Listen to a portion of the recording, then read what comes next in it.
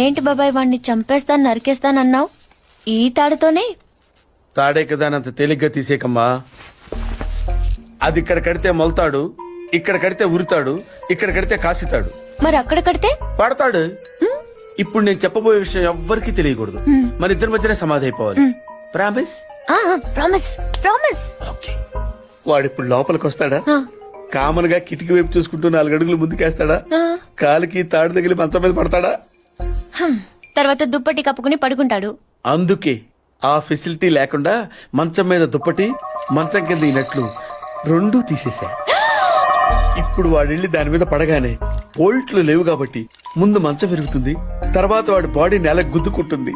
ఫట్ మన ఎముకలు విరిగిన సౌండ్ అని పెద్ద ఆర్తనాదం.